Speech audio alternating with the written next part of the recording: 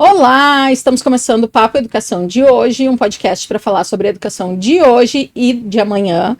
Eu sou a Cíntia Maia, consultora materno-infantil, educadora parental e em disciplina positiva, e estou aqui hoje junto com os meus companheiros de sempre, Angélica Beck. Oi, gente. E Fabrício Indruziak. Olá. E hoje a gente está com um convidado muito querido por todos nós, o Fábio Dias, que é professor de História, historiador e também mestre em Geografia. Bem-vindo, Fábio. Obrigado pelo convite, gente. Hoje, a nossa ideia é conversar um pouquinho sobre conflitos, e a gente vai ter como base aí o conflito que a gente está vivendo entre Israel e Palestina, mas a ideia é a gente aprofundar um pouco mais esse debate para falar um pouquinho sobre polarização, sobre conflitos em geral. E por isso a gente convidou aqui o Fábio, que tem uma vasta experiência aí como professor, para falar um pouquinho com a gente, né, Fábio? Uhum. Então, Fábio, a primeira coisa que eu queria te perguntar hoje é: a gente está tendo um conflito aí que está gerando discussões muito acaloradas dentro e fora do ambiente escolar. E aí eu queria que tu desse como historiador, um breve histórico, né, da onde que surgiu esse conflito e por que que hoje a gente está nessa discussão, está tendo, né, uma guerra, e por que que isso está acontecendo.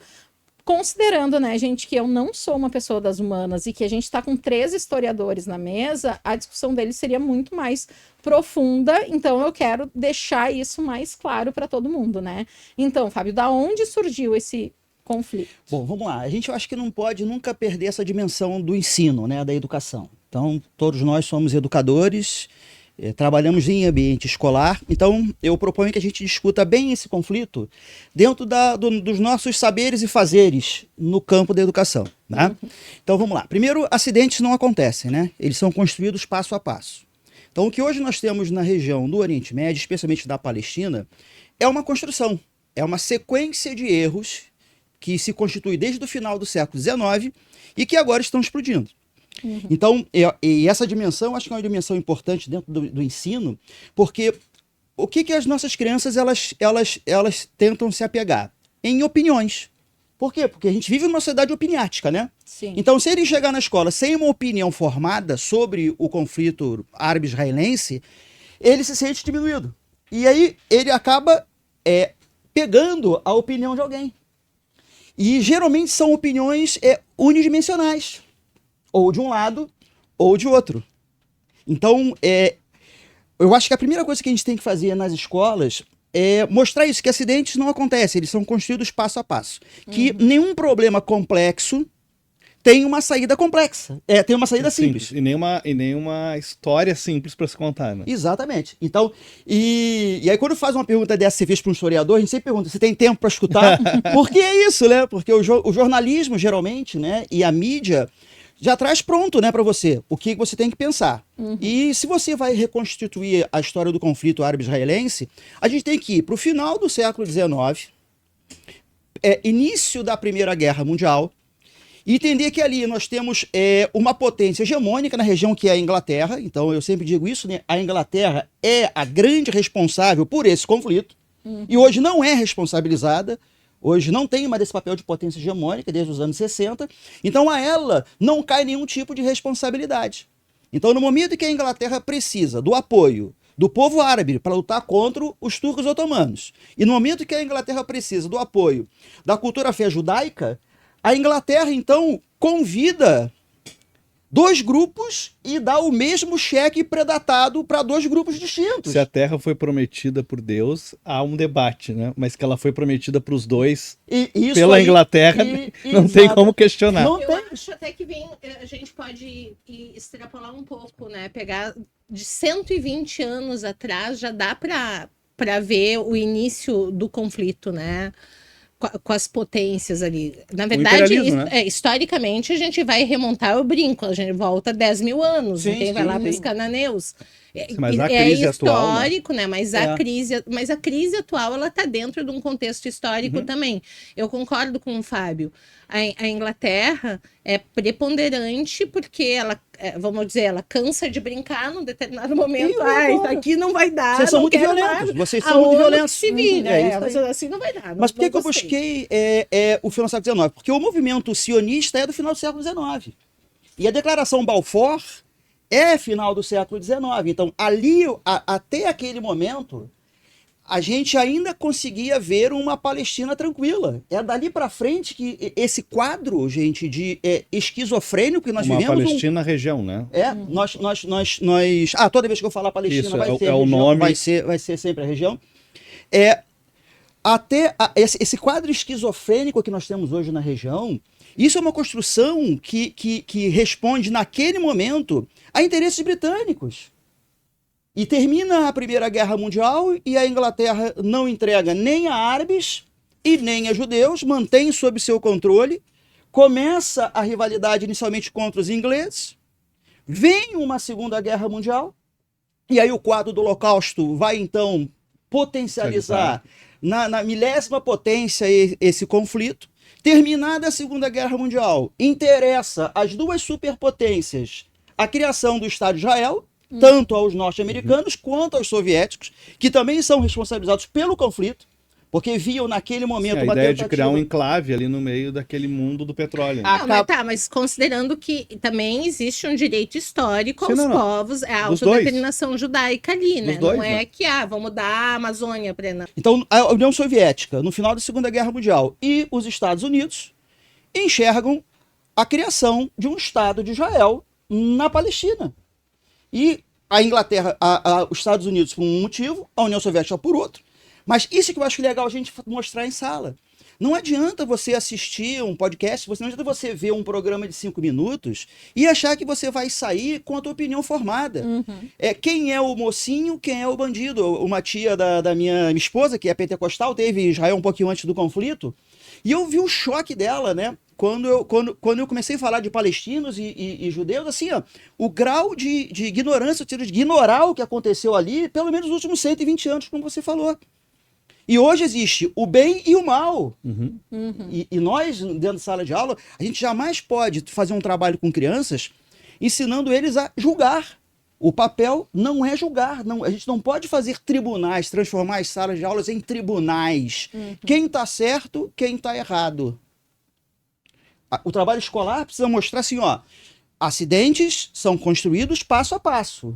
Vamos lá, quais são os passos que foram dados pelas grandes potências no passado recente? O que nós temos hoje na região? Quais são as possibilidades de resolver esse problema de forma séria? A visão religiosa, ela não justificaria o que nós temos hoje naquela região, sozinha.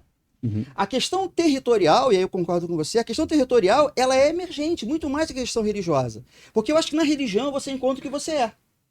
Então, se você é judaica, você é judia, e você consegue enxergar a possibilidade de uma paz, que eu acho que é a nossa função enquanto educadores, né? A gente tem que educar para a paz, e não é porque a gente quer, é porque a lei manda a gente fazer isso. A gente tem que caminhar essa discussão em direção à paz. Considerando que o outro lado não queira te exterminar, não esteja dentro da tua jihad o extermínio do povo judaico. A gente não está falando do terrorismo, né? A gente isso. até depois vai entrar... Não, acho que vai entrar daqui a pouco a questão do terrorismo, né? Mas a gente não chegou na questão do terrorismo ainda, né? Do Hamas e do Hezbollah, não é isso que a gente vai falar. Porque o terrorismo é outro papo, né? A gente vai combater eternamente as ações terroristas no mundo inteiro. Os crimes contra a população civil seja cometido por qualquer lado. Isso aí não, mas de qualquer jeito, na religião isso tá pregado, né? Se tu pega a jihad, esse é um preceito, o extermínio de Israel. Desses grupos radicais. A pergunta que eu faço agora não é... Primeiro, me parece, eu obviamente não vou culpar o Irã, porque nem tem essas ferramentas, mas me parece geopoliticamente muito estratégico. Esse primeiro é um conflito que foi muito tempo organizado, né? O Hamas não organizou isso uma semana atrás, né? Até receber as armas, até entrar em Gaza, não é fácil, né? Então, preponderantemente, nesse momento que o Oriente Médio está buscando um equilíbrio, primeiro, né, a reconhecer a existência de Israel, é a Arábia Saudita, que vem propagando uma proeminência, inclusive cultural. Lembra que eles fizeram Eu não sei como é que é o rolê esse do futebol, que eles pegaram as pessoas fizeram uma liga. Sim, estão trazendo grandes jogadores do mundo. Como diz o Fábio, a gente não pode desconsiderar a questão histórica da construção. Quer dizer, a Arábia Saudita claramente vem construindo um protagonismo na região. Claramente. Por outro lado, a gente tem o Irã que sabe, eu não estou inventando e nem é fake news, financia o Hamas e o Hezbollah. Né? Claramente financia esses grupos terroristas. Então, também para mim aí tem alguma questão estratégica que nesse momento, que é uma questão histórica, um avanço, um país do Oriente Médio reconhecer a existência de Israel, porque eu acho que se desconsidera muito isso hoje na mídia. Precisa ser reconhecido, o Estado está lá, é a terceira diáspora, precisa ter uma conversa considerando que também é aquele lugar, entende? Porque o que muito se mostra hoje na mídia é que pegaram um povo pós-guerra e atiraram lá, não é assim, que do nada decidiram não é aleatório, não é aleatório, né? Existe toda uma construção histórica, já vem de diáspora. Então, sempre o cuidado, a gente evitou muito entrar nesse debate, porque a gente fala muito, né? Todo o judeu da diáspora tem alguém que ama que está em Israel nesse momento e tem 200 pessoas que estão sequestradas também, né? A violência é extrema de ambos os lados.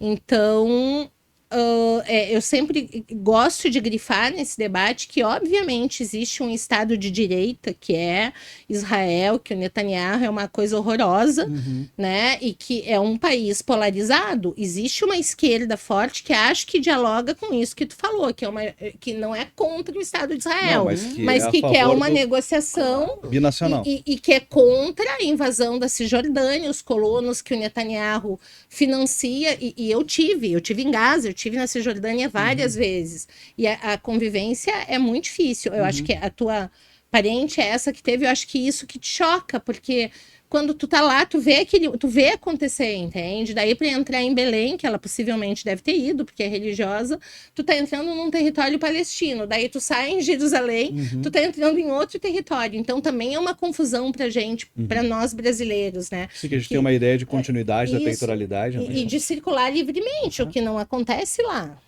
Então, se a gente pensar em educação, né? Então, quando é que uma atividade sobre essa temática seria válida? Quando se tiver a assunção do reconhecimento do Estado de Israel. A gente não pode terminar uma atividade, sala de aula, discutindo se Israel deve ou não deve existir na região da Palestina. Isso é acho que a gente tem que caminhar nessa direção. 2, a gente jamais pode ter defesa de terrorismo, de atos terroristas. Então a gente tem que terminar uma atividade de sala de aula na qual as crianças elas saiam comprometidas em não apoiar movimentos terroristas de nenhum tipo. De nenhum tipo. Não é só terrorismo, de guerra. Né? Educar para a paz é você... E aí eu acho que isso a gente tem que bater muito com as nossas crianças. Né? A ausência de guerra não significa paz. Isso é a situação da Palestina. Perfeito isso. Porque a Palestina, ela pode estar sem guerra, mas ela não está em paz. É uma bomba relógio que vai explodir a qualquer momento. Porque no momento que você tem o estado de tensão naquela região, no momento que você tem o silêncio hoje das potências hegemônicas, e aí você trouxe uma coisa muito importante que eu acho que as crianças têm que entender, que existem potências regionais e as crianças têm que começar a perceber isso, que o que está acontecendo aí não é uma bipolaridade, não é de novo Estados Unidos ou Rússia ou China. Existem outros ou Estados agentes, Unidos. Né? Existe o Egito, antes até do que a Arábia Saudita. Todo o problema regional, que o governo brasileiro está tendo para retirar os brasileiros para o Egito, né? E mostrar para essas crianças, gente, parem de querer pegar a pílula pronta. Não acreditem no que vocês estão vendo, essas saídas, tanto de um lado como do outro. Como é que a gente vai terminar uma atividade com alguém defendendo que tem que tirar os judeus de lá? Isso eu acho que é a falência de uma atividade educacional hoje. Como é que a gente vai terminar sem que as crianças tenham uma assunção que toda e qualquer forma de violência, seja guerras ou seja terrorismo, é injustificado? Porque isso significa que a região vai começar a caminhar efetivamente para a paz. Não adianta agora a gente ficar, explodiu agora o Hamas atacou, daqui a pouco o Hezbollah ataca, daqui a pouco você tem um míssil que cai no Líbano, do Líbano que cai, e aí você vai assim, agora começou a guerra. Não, gente, tá todo mundo de costas para um problema que envolve questões extremamente complexas que ninguém quer mexer. E às vezes não quer mexer por questões domésticas. Ninguém quer mexer nisso por questões domésticas. O silêncio norte-americano, o silêncio da Rússia, o silêncio da China, por questões domésticas, né? Por uma questão de cifra ali, né? Exatamente. E por voto, às vezes é pior ainda. Por voto, pior ainda, por voto, né? Você no caso do Biden, o Biden está preocupadíssimo com a eleição do que a eleição tá aí, ele vai ter que fazer um governo totalmente bolacha salgada, né? Sem gosto, entende? Então... Nem sabor, né? Ele vai ter que mitar em algum lugar. E ele... Acho que já errou feio, acho que já perdeu a eleição. Não, e na Ucrânia ele tinha errado a mão também, né? Ele achou que ia entrar rápido na Ucrânia e não conseguiu sair, né? Eu acho importantíssimo esse debate que tu tá trazendo, porque, assim, eu consigo enxergar um extrapolamento para muitos outros aspectos que a gente vê uma polarização. Então, a gente está vindo, por exemplo, de uma eleição que foi extremamente polarizada e que a gente percebia isso com os adolescentes e até com crianças que não sabem nem direito o que é um presidente, mas elas já vinham com um discurso pró-Bolsonaro ou pró-Lula e odiando a outra parte, né? E aí eu acho que esse debate, né, do que tu tá trazendo, que a gente tem que trazer a reflexão, é bem importante também olhando para tudo isso, né? Tudo que tem uma polarização. Porque é um fato, quando a gente tem dois lados envolvidos, nenhum deles está 100% certo ou 100% errado. Tu falou uma coisa no início que me chamou muita atenção e que eu queria conectar com o que a Tita falou e levar para esse caminho também, que é, a gente vive numa sociedade opiniática. Em algum momento passou-se a definir que todo mundo tem que ter uma posição sobre tudo. É algo que a GG questionava ontem, né? Que era algo que a gente podia explorar hoje na conversa, que é por que nesse momento todo mundo precisa ter um lado? Né? Ou tem essa impressão, não é que precise, mas tem essa impressão de que tem que ter um lado. E isso aconteceu, eu acho que isso é uma coisa que a gente vem observando, né? Primeiro é o crescimento da extrema-direita, a gente não viveu um movimento isolado, a Argentina tá no efeito Orloff aí, né? Tá na ressaca do Brasil, ou a gente tá na ressaca da Argentina e vem coisa pior, talvez, nos próximos anos, né? Mas eu acho que é um movimento mundial da polarização. Mas, de novo, assim, eu volto na discussão, quero te perguntar, na tua opinião, como se educa pela paz? Porque a paz é um conceito que é bem difícil de trabalhar também, né? Porque paz é um movimento. Paz é um fluxo. Então, paz não é um ponto de chegada. Paz é o deslocamento. Então, como é que se faz isso? Primeiro, deslocando a criança dela própria. Porque se ela não se estranhar, se ela não estranhar a posição dos pais, por que ela chega na escola com uma posição formada? Ela não dá uma posição formada. Ela está reproduzindo algo que ela ouviu. O que ela escutou. Então, a gente na escola, a gente trabalha, eu acho, muito mais com a desconstrução do que com a construção, né? A gente tem que sempre despir aquelas crianças e não vesti-las com uma nova roupagem. Não é você chegar aqui sendo contra e sair a favor. Então, no momento que a gente quer discutir o conflito árabe-israelense, experiência é aquilo que nos acontece. Nos acontece. Se você não se sensibilizar, você não produz a paz. Então, se você não colocar essas crianças em contato com essa sensibilidade, porque você pode falar, estão morrendo crianças na faixa de Gaza, estão morrendo crianças israelenses, tem crianças sequestradas. Isso não quer dizer que isso vai sensibilizá-las. Ainda mais numa cidade violenta como a nossa, acabou de acontecer uma tragédia em São Paulo, mais uma nova. E a gente, é tanta desgraça. A gente fala hoje, um dia depois de quantos ônibus no Rio seriam incendiados? 30, 20? 35, que é uma violência sem tamanho também, né? Não sei se é o que que se diz na mídia é o assassinato do miliciano. Em São Paulo, uma tragédia, numa escola, mais uma tragédia. Ontem a gente falava sobre isso, né? A ponto de a sociedade civil estar clamando por um controle de detector de metal. É o fim da civilização, né? Isso é. Bom, professores armados, né? Já teve estados americanos que proposta de queriam armar os professores. Então, te respondendo, a gente tem que tocar a alma dessas crianças. E não é dizendo que... Porque morte é morte, né? São crianças que estão morrendo de um lado e de outro. E não é trocando uma verdade por outra. Porque não é possível que uma criança, se ela está do lado certo ou do lado errado, ela deve ou não deve morrer. Então, é a desconstrução, né? É a desconstrução. Tentar mostrar para essas crianças que a gente não vai resolver um problema complexo com coisas simples. Porque essa eu acho que é a estrutura que se vem.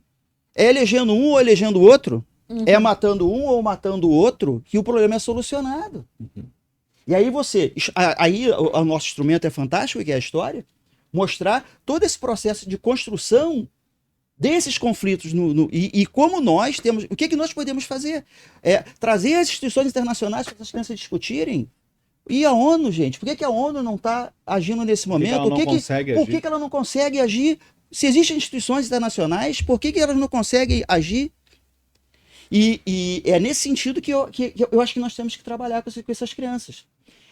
Tentando mostrar para elas que a guerra não saiu do nada. O conflito não começou agora com os mísseis do Hamas. Esse conflito está sendo construído desde o final do século XIX.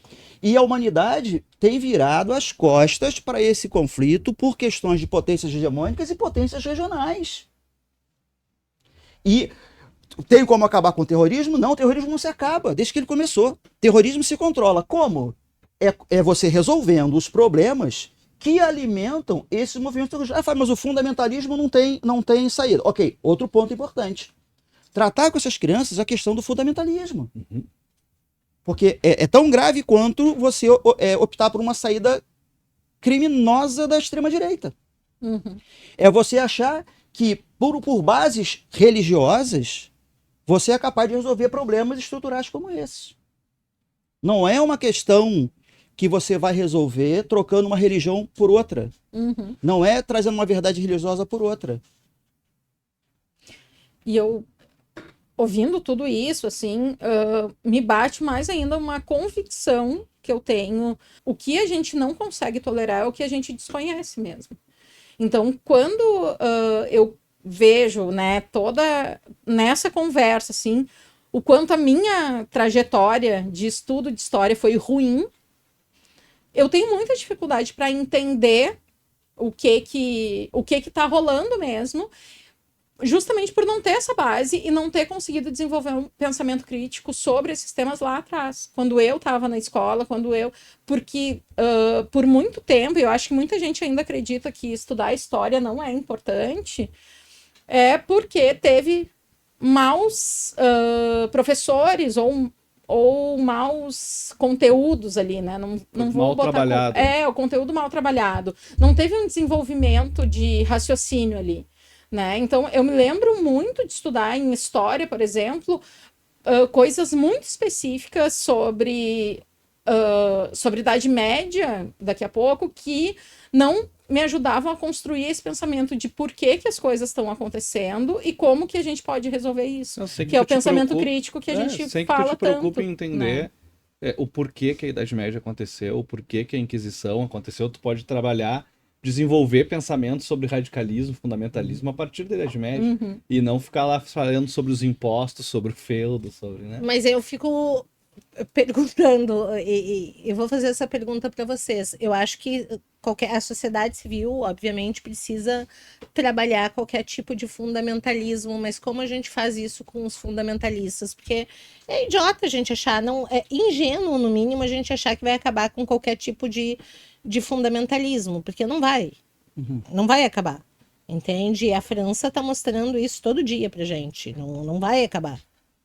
Então, é que nem o terrorismo, né? Não acaba. É isso, não acaba. Mas eu acho que na escola eu acho que você tem condições, sim, de você sempre mostrando vários lados, várias versões, é nesse momento que você vai dar um toque tão leve na alma dessas crianças. Ela é muito leve, mas isso vai fazer com que crie a dúvida. Porque não adianta você... qual é a diferença entre informação e conhecimento? Não, a informação tu não consegue, tu recebe e tu não, ela é opinativa, né? Ela não... E o conhecimento é quando você dá sentido à informação. Exatamente. Então, você está narrando a tua trajetória como professor de história. Bom, pode ser de história, pode ser de geografia, pode ser de literatura, pode ser de química, de física, todos os professores. Porque também tem que parar com isso, que a culpa é nossa. Nós de história. Cai tudo no nosso. Entendeu? Vamos parar com isso, porque educar para a paz é para todo mundo. Não pode recair nas costas dos professores de humanas. Todos nós temos que ter esse movimento. É só você pegar as competências e as habilidades hoje cobradas pelo Enem, que você vai ver que todas elas, em todos os campos, pedem isso. Sim. Então, quando você mostra diferentes visões da mesma coisa, eu acho que isso começa a correr um pouco essa base do fundamentalismo e das teorias conspiratórias. Não é você trazer para a sala de aula, gente, está errado, olha aqui, quem está achando que o Hamas está errado, está equivocado, porque os caras estão sendo massacrados. Olha, quem está achando que o Hamas está certo, está errado, blá, blá, blá. Não é você trazer isso pronto. Porque a criança só vai produzir conhecimento no momento que ela começar a dar sentido para isso, quando ela começar a experienciar essas coisas. Estimular o questionar, né? O duvidar. E na questão do Hamas também é tão significativo isso que a gente não tem como saber como é que tá na Palestina hoje. O Hamas foi eleito em 2006. São 17 anos, né? De uma eleição. Então não se tem também o conhecimento suficiente para saber como é que tá a população civil em si hoje, né? Sim. Eu acho que esse é o ponto nevrálgico que a gente se pergunta. Por que a pergunta que eu faço é por que essa guerra ficou tão significativa para nós brasileiros, né? Nesse momento, porque eu acho que o feed de quase todo mundo vê uma criança ensanguentada, uma criança... Isso até que ponto a gente também tem que conviver com isso, mesmo que a guerra exista, até que ponto a gente tem que expor, né, isso. Isso, a questão da sociedade ser muito imagética, né? As imagens hoje, elas são mais importantes que as palavras, né? Então, e aí eu fico pensando nisso também, né? Como é que a escola lida com isso, né? Bom, a gente vai conseguir explicar para essas crianças a rivalidade que há entre o Hamas e o contexto da Cisjordânia, o próprio conflito entre os palestinos. A gente vai conseguir... eu acho que algumas coisas afastam as crianças desse assunto. Porque a gente traz um grau de complexidade na aula de história, se você quer só informar, você acaba afastando eles. Você não vai sensibilizar alguém com uma quantidade estúpida de informações, né? Então, educar é planejar. Ponto. Então, primeira coisa, qualquer educador hoje que queira levar o conflito árabe-israelense para a sala de aula, primeira coisa que tem que fazer é planejar o que ele quer com esse conflito. Não pode querer tudo. Não pode querer que ele vai fazer uma atividade na qual as crianças vão sair dali com uma opinião formada. Agora... E de preferência dele. Não, e acho que quando... Mas acho que Tem quando... isso. E de preferência dele. Eu acho que levar para a sala de aula... Porque, sim, ele é requerido no ensino médio, né? Sim. Então, ele é um conteúdo. Inclusive, ele cai no Enem. Não essa situação esse específica. conflito, né, não é esse que está acontecendo, mas o conflito cai no Enem. Então, eu acho também que é importante preservar o espaço da escola, né? A escola que tem que discutir isso e a escola que não tem que discutir isso, né? Eu não vejo necessidade, por exemplo, desse conflito ser trabalhado de uma forma direta num Fundamental 1. Acho que não se tem nem preparo, nem dimensão territorial para discutir isso, mas preparada aí com o socioemocional, né? É que eu acho que se esse assunto surge no Fundamental 1, por exemplo, se os alunos trazem esse questionamento, eu acho que é importante que o professor tenha uma base, pelo menos, para conseguir trazer uma mínima reflexão sobre, né? Porque uma coisa que a gente sempre fala, quando uma criança traz uma pergunta, é porque ela já tem uma resposta. E ela tá com alguma dúvida. Quer fazer né? confirmações. Né? Então, se ela tá trazendo isso para a sala de aula, é porque ou ela ouviu os pais comentando, ou ela ouviu na televisão, ou ela viu no Instagram, e aí muitas vezes a gente tem que ter em mente que essa criança muitas vezes recebe informações que são inadequadas para a idade dela. Em primeiro lugar, Então, acho a que gente- uma criança perguntando sobre o conflito, isso não vira agenda da escola. É fundamental. É isso. Primeiro, quer dizer, aquilo que existe persiste em sala de aula. Então você não vai parar a tua atividade no fundamental E uma pedagoga porque não uma vai falar criança, sobre porque isso. uma criança perguntou sobre o conflito. Uma não. Mas se esse assunto volta, o que a gente vai trabalhar? A paz. É o que nós temos que fazer no fundamental, gente. Nós temos que falar. O que a gente tem que falar no fundamental? No fundamental, nós temos que educá-los para a paz. E pode ser qualquer conflito. E aí, o que eu ia falar do Enem para você? O Enem não cobra o conflito árabe-israelense. A competência 3 cobra, lá na habilidade 23, se não me engano, ela cobra as relações de poder. Então, cai conflito árabe-israelense no Enem? Não! O que cai são as relações de poder, são as Que habilidades. pode ser usado que o pode conflito. ser usado, esse claro. ou não ser esse. Isso é que nem Caicuba. Isso. Não é verdade? Isso aí, é. Pode ser qualquer conflito. E a escola, o que tem que fazer é construir essas habilidades nas crianças. Qual é a dimensão política da educação? Não é você falar de partidos, não é você falar de eleição, não é você falar de espectros políticos, não é isso. A dimensão intrínseca da educação na dimensão política é você produzir na criança a escuta.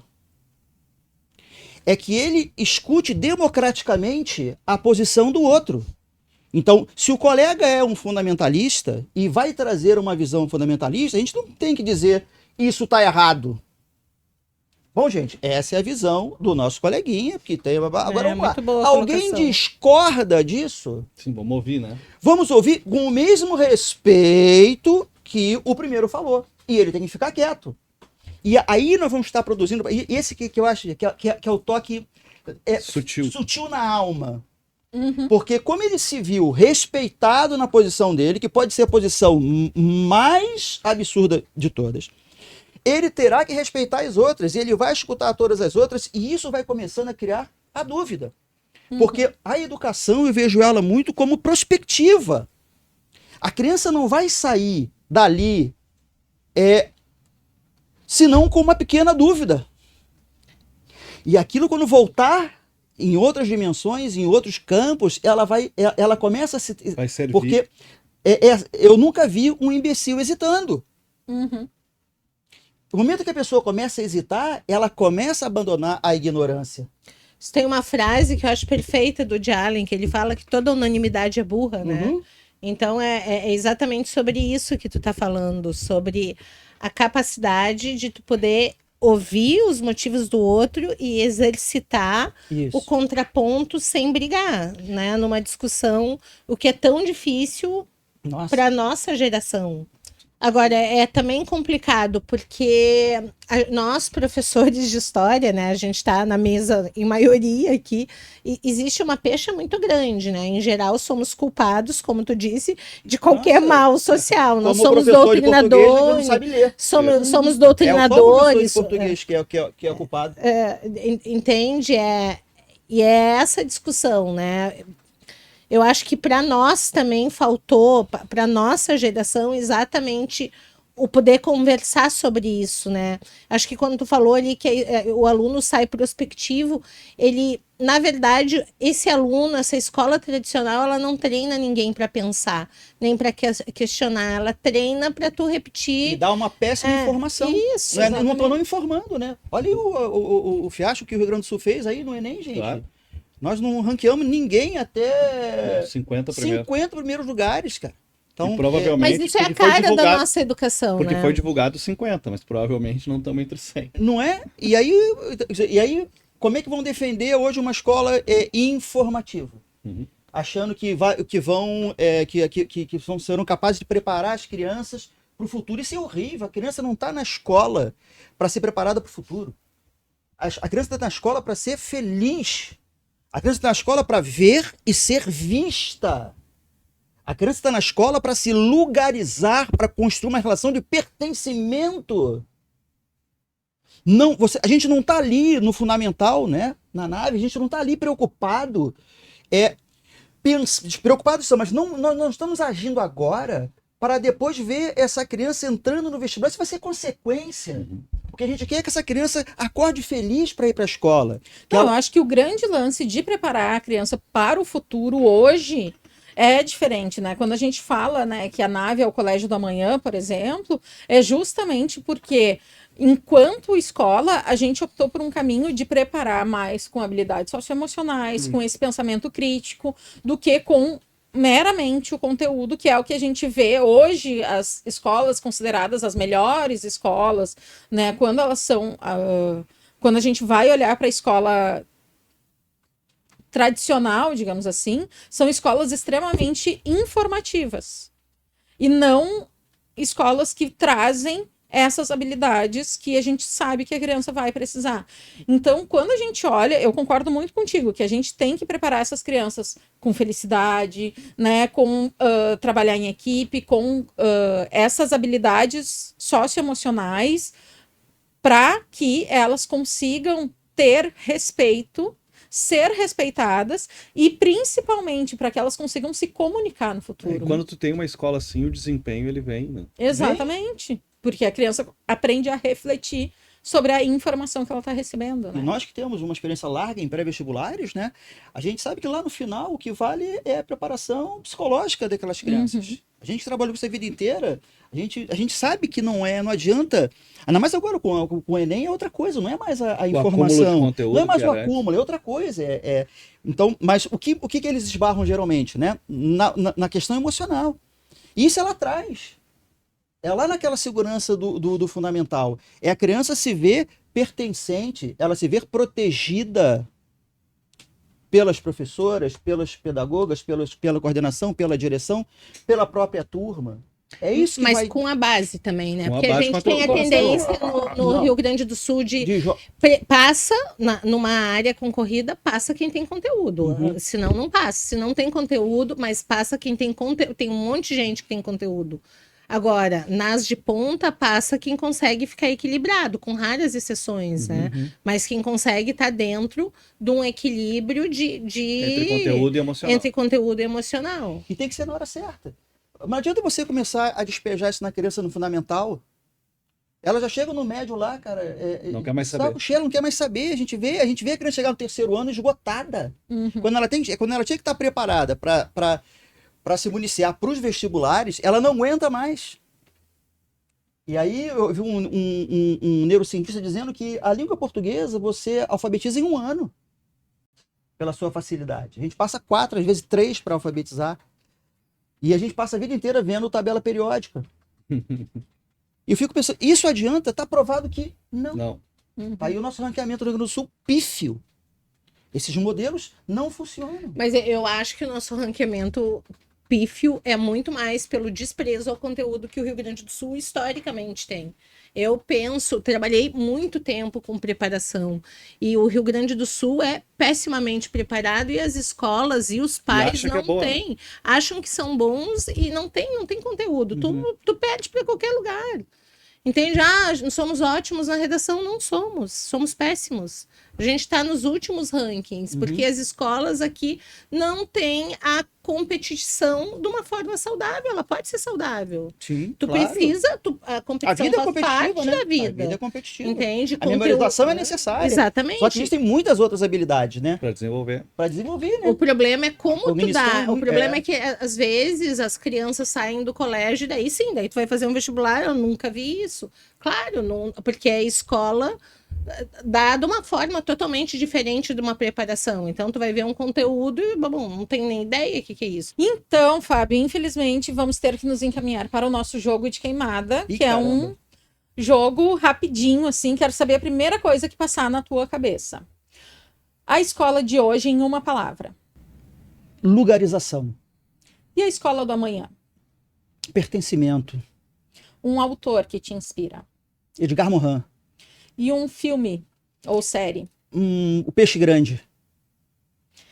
A escola ideal para ti é? A nossa. Fábio, então, quero te agradecer muito. Quero saber como é que a gente te encontra nas redes sociais e na vida. Olha, eu tô aposentado, então, infelizmente, não me encontram mais, tá? Talvez só pelos convites da vida aí, tá? Mas eu já parei, já estou parado já. E a gente está, enquanto Papo Educação, lá no YouTube da Nave, o Colégio do Amanhã, e também no Papo Educação no Instagram.